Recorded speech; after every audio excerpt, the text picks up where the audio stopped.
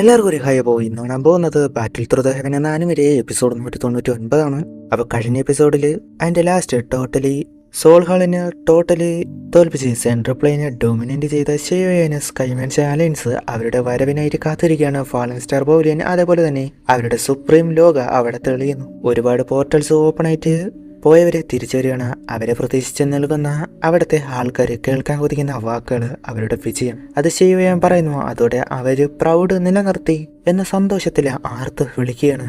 ആ നടന്നതിന്റെ ഇമ്പാക്റ്റ് എന്ന പോലെ അല്ലെങ്കിൽ സോൾ ഹാളിനെ തോൽവി അത്ര വേഗത്തിൽ തന്നെ സെൻട്രൽ പ്ലെയിനറിന്, അതുകൊണ്ട് തന്നെ സോൾ ഹാളിനെ വെറുത്തിരുന്ന അവരെ പേടിച്ച് മാത്രം നിന്നിരുന്ന ഒരുപാടധികം ഫോഴ്സ് ഇവരുടെ കൂടെ ജോയിനായിട്ട് വരികയുണ്ടായി. അവരുടെ സ്ട്രെങ്ത് കൂടുകയുണ്ടായി. അതേസമയത്ത് ഷിവൈൻ അവന്റെ അച്ഛൻ ജീവനോടെ ഉണ്ട് എന്ന് മനസ്സിലാക്കുന്ന ആ അവസാന തുടുപ്പ് അറിയുന്ന ടൂഷിയൻഷ്യൻ്റെ എംപറർ ജേഡ് പീസ് അത് നോക്കി പണ്ട് നടന്നത് ആലോചിച്ചു. എനിക്ക് തെറ്റുപറ്റി, എനിക്ക് രക്ഷിക്കാൻ ഇപ്പോഴും കഴിഞ്ഞില്ല. ഒരു ചാൻസ് കിട്ടിയ അത് ഞാൻ മിസ്സാക്കില്ല. അങ്ങോട്ട് മാസ്റ്റർ വന്നിട്ട് അവന്റെ അച്ഛൻ എവിടെ ഉണ്ടെന്ന് അത് അന്വേഷിക്കാൻ ആൾക്കാരെ വിട്ടിട്ടുണ്ട്. ഒരു ഇൻഫർമേഷൻ കിട്ടിയ അപ്പോൾ തന്നെ റിസ്ക് ചെയ്യാം എന്ന് പറയുന്നു. അത് കഴിഞ്ഞ് മറ്റൊരു പ്ലേസ്, ഒരു നോർമൽ ഡേ സോൾ ഹാൾ അറ്റാക്ക് ചെയ്യുന്നത് ഇപ്പോൾ ടെമ്പററി ആയിട്ട് ഇല്ലാതായതോടെ ഒരുപാട് സ്ഥലം പീസ്ഫുൾ ആയിട്ട് പോവുകയാണ്. അതിലൊരു സ്ഥലം അവിടെ ഒരാൾ ചായയൊക്കെ കുടിച്ച് ചില്ലായിട്ട് ഇരിക്കുകയാണ്. അങ്ങോട്ടൊരു കൊച്ചെറുക്കാൻ വന്നിട്ട് ഒരു ലെറ്റർ കൊടുത്തിട്ട് പോയി. അത് വായിച്ചു. ഷിയോയാനോ, ഞാൻ ഷിയോ ക്ലാൻ ഫാളിങ് ആയതിപ്പോ അണ്ടർ എസ്റ്റിമേറ്റ് ചെയ്തു എന്ന് പറഞ്ഞിട്ട് പുറത്തേക്ക് പോകുന്നു. അവിടെ ഉള്ളവരെല്ലാം യങ് മാസ്റ്റർ എന്നാണ് വിളിക്കുന്നത്. അവിടെ ഉള്ള പിള്ളേര് സ്കൈ മാൻഷ റൈസ് ആകുന്നതും സോൾ ഹാൾ ഫാളിങ് ആകുന്നതും എല്ലാം പറഞ്ഞ് ചിരിച്ചു കളിച്ചുകൊണ്ട് പോവാണ്. ആ ആൾക്ക് മാത്രം എന്തോ പോലെ ആകുന്നു എന്ന രീതിയിലാണ് ഈ സ്കൈ എന്ത് ക്ലിയർ ആണ് എന്ന് പറഞ്ഞു എന്തോന്ന് ചെയ്യുന്നു. ആ ചെയ്യുന്നത് ഒരു പീക്ക് ലെവലായിരുന്നു എന്നതാണ്.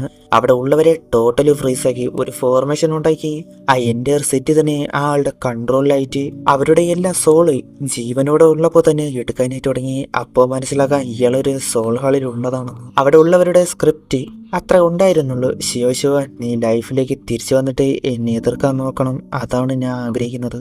ഇപ്പോഴാണ് ഇയാളുടെ പേര് കാണിക്കുന്നത്. ഹുൻറ്റിയാൻഡി 9 സ്റ്റാർ ഡൗസൈറ്റ്. മറ്റൊരു തരത്തിൽ പറഞ്ഞ ദ സുപ്രീം ഹുൻ ക്ലാൻ ലീഡർ ഷിയോയാൻ നേരിടാൻ പോകുന്ന ദ ഫൈനൽ വില്ലൻ തന്നെ. ഇത്ര സിമ്പിളായിട്ട് കാണിച്ച് കഴിഞ്ഞ എപ്പിസോഡിൽ പറഞ്ഞ പോലെ തന്നെ ചില ടൈം മാസിനെയൊക്കെ ക്ലാസിക്കായ എൻട്രി ആയിരിക്കും ഹോറർ ഫാം ചെയ്യുന്നത്. അതേപോലെ തന്നെ ഫൈനൽ ആന്തഗോണിസ്റ്റിനെയാണ് കാണിച്ച സ്ഥിതിക്ക് ഒരു കാര്യം മനസ്സിലാക്കാം. ഈ ബാറ്റിൽ ത്രൂ ദ ഹെവൻ എന്ന സീരീസ് ഏകദേശം കഴിയാറായി. വാട്ടവർ. പിന്നെ ഷിയോയുടെ കൾട്ടിവേഷൻ അവ മനസ്സിലേക്ക് ഡൗസൈൻ്റെ ലെവൽ കൾട്ടിവേഷൻ വളരെ ഡിഫിക്കൽട്ടാണ്. ഓൺസ് ഡൗക്ക് ഡിക്രീസ് ആയാൽ അത് തിരികെ നോർമലാക്കാൻ ഒരുപാട് മാസം, ഇപ്പോൾ തന്നെ 3 മാസം എടുത്തു. അവൻ്റെ കയ്യിലുള്ള നീലിറ്റ് ഡിവോറിങ് ഫ്ലെയിമിൻ അടങ്ങിയ അതുകൊണ്ട് ഷിയോയിന് ഒരു ഉപകാരമില്ല. എന്നാൽ അത് നൈസായിട്ട് ഷവി അടിച്ചു മാറ്റി വെച്ചിട്ടുണ്ട്. അത് തിരികെ തരാനായിട്ട് പറയുന്നു. കൊടുക്കില്ല എന്ന പോലെ കാല വരെ എടുത്തു. എന്നിട്ട് കൊടനപ്പോൾ കിട്ടി. അത് ഞാൻ ആദ്യം കരുതിയത് ഇതിന്റെ നിഹിലിറ്റ് ഡിവോറിങ് ഫ്ലെയിം വെച്ച് അവന്റെ ഡൗക്കി കൂട്ടാമെന്നാണ്. എന്നാൽ അതിനുള്ളിൽ ഡിവോറിങ് ഫ്ലെയിം അവന്റെ ഡൗക്കി അബ്സോർബ് ചെയ്യുന്നല്ലാതെ തിരികെ ഒരു ഗുണം ഉണ്ടായില്ല. അങ്ങനെ അതെടുത്ത് വെക്കാൻ വന്നത് ഷവിയെ തടഞ്ഞു. അത് അവന് വേണം എന്ന പോലെ. അവന് ഗുണമില്ലല്ലോ, അതുകൊണ്ട് തന്നെ അത് കൊടുത്തു. അത് കിട്ടിയ ഉടനെ അവ വായിലേക്ക്, എന്നിട്ട് മുകളിലേക്ക് പോയിട്ട് അത് സ്വന്തമായിട്ട് തന്നെ റിഫൈൻ ചെയ്യുകയാണ്. ഷവിന്റെ ഡൗക്കി അതിലേക്ക് കൊടുത്തു. അതോടൊപ്പം നാച്ചുറൽ എനർജി കൂടി അതെടുക്കുകയാണ്.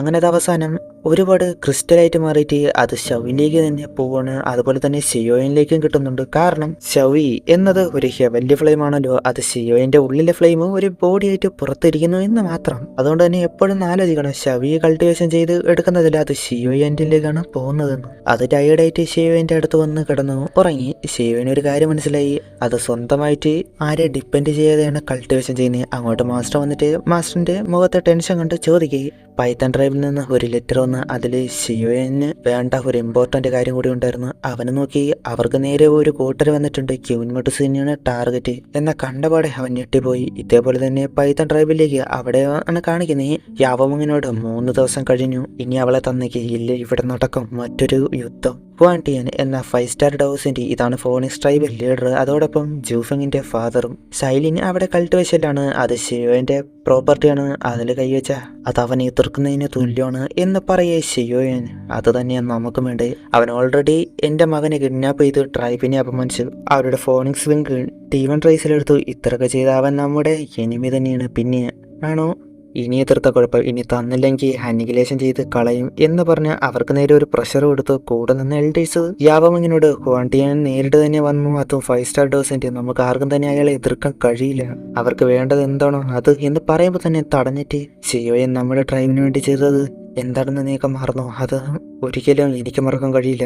ഞാൻ ഒറ്റയ്ക്കാണെങ്കിലും അവരും സമ്മതിച്ച് ഞാൻ എൻ്റെ ലൈഫ് കൊടുത്തായാലും ഇത് തടയാനേ നോക്കൂ. അങ്ങനെ നിൽക്കെ നിങ്ങളുടെ തീരുമാനം ഇതാണെങ്കിൽ എന്ന് പറഞ്ഞിട്ട് ഒരു അറ്റാക്ക് ആകാശത്തു നിന്നും ഒരുപാട് തൂവല്, അതിന്റെ പവർ പോലെ അത് പെട്ടെന്ന് ഷീൽഡ് വെച്ച് തടയുന്നു. നോക്കി എന്നാൽ കഴിഞ്ഞില്ല.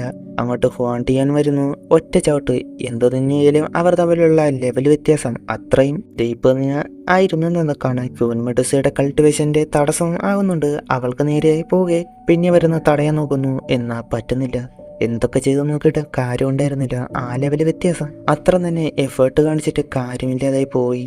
എല്ലാ സ്പ്രിങ് പാം ടെക്നിക്ക് നേരെ ഉപയോഗിച്ചു. എന്നാൽ അതും പിന്നെ ആ സ്കില്ല് വെച്ച് ഇല്ലാതാക്കി. യാവമങ്ങിന് നേരെ വരുത്തി അത് തടഞ്ഞുകൊണ്ട് നോക്കി. എന്നാൽ അപ്പോഴേക്കും വന്ന് ചവിട്ടി ഇടുകയാണ് ഉണ്ടായി. ഇങ്ങനെയുള്ള സ്കില്ല് വെച്ച് നീയാണോ ഡ്രൈവ് മാസ്റ്റർ എന്ന് പറഞ്ഞ് നടക്കുന്നത് എന്ന് പറഞ്ഞ് അപമാനിക്കുകയും ചെയ്യുന്നുണ്ട്. യാവമങ്ങ് ഒരു ഫോർമേഷൻ സെറ്റ് ചെയ്യാൻ പറഞ്ഞ് കൂളിംഗ് പൈത്തൺ ഫോർമേഷൻ എന്നത് ഉണ്ടാക്കിയാണ്. ഒരു വലിയ സ്റ്റോൺസ് വരുന്നു, അതിന് മുകളിൽ നിന്ന് പൈത്തന്റെ രൂപമായിട്ട് ഒന്ന് വന്ന് ഗർജിക്കുകയാണ്.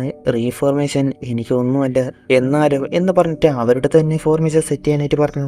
അവരവരുടെ ഫോണിക്സിന്റെ രൂപം ഉണ്ടാക്കിയിട്ട് വിട്ടു. അത് നേരെ ചെന്ന് പിന്നെ അത് തമ്മിലുള്ള ഫൈറ്റാണ് പിന്നെ കാണിക്കുന്നത്. അങ്ങനെ നടക്കെ ആദ്യം കുറച്ച് മുൻപിൽ പൈത്തൺ നിന്നുവെങ്കിൽ അവസാനം പൈത്തനെ തോൽപ്പിക്കുകയാണ് ചെയ്തത്. അത് താഴേക്ക് പോയി കണ്ടില്ലേ, എന്നിട്ട് പോലും ഞാൻ അവളെ കൊണ്ടുപോകാനാണ് വന്നത്. ഷിയോയോട് പറഞ്ഞേക്ക് ഫോണിക്സ് ഡ്രൈവിൽ വന്ന് തിരികെ കൊണ്ടുപോകാൻ എന്ന് പറഞ്ഞ് തട്ടിയായിട്ട് ഷിയോയോട് എനിക്ക് പറ്റിയില്ല, എന്നോട് ക്ഷമിക്കുക എന്ന് പറഞ്ഞ് സങ്കടപ്പെടുകയാണ്.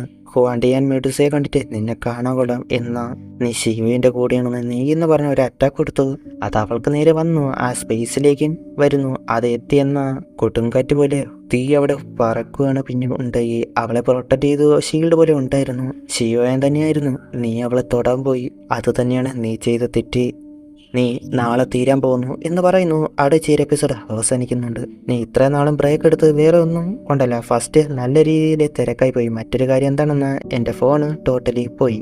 അപ്പോൾ ഇപ്രാവശ്യത്തെ സാലറി കൂടെ കിട്ടിയിട്ട് എൻ്റെ യൂട്യൂബിൻ്റെ പൈസയും എൻ്റെ ഇപ്പോഴത്തെ സാലറിയിലെ പൈസ എല്ലാം കൂടെ ചേർത്ത് വെച്ചിരുന്ന് ഒരുപാട് നാളായിട്ട് കാത്തിരുന്ന ഒരു ഫോണ് അതിനെ പിന്നെ അങ്ങ് വാങ്ങിച്ച്. അതുപോലെ തന്നെ ഈ ഫോണും അങ്ങനെ വെറുതെ കളയാൻ പറ്റില്ലല്ലോ. അതുകൊണ്ട് തന്നെ അതും ശരിയാക്കാനായിട്ട് കുറച്ച് പൈസ എങ്കിലും അതും ശരിയാക്കി എടുത്തു.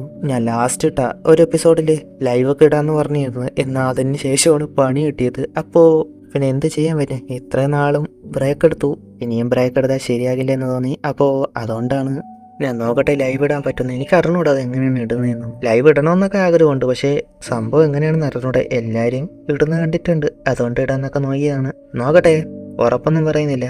പിന്നെ ചെറിയ രീതിയിൽ മടിയുണ്ട്, ഹോസ്റ്റലിലാണ്, അപ്പോൾ പയ്യന്മാരൊക്കെ ഉണ്ട്, അതാണ്. എനിവേ അടുത്ത എപ്പിസോഡ് കണക്കെ ബൈ.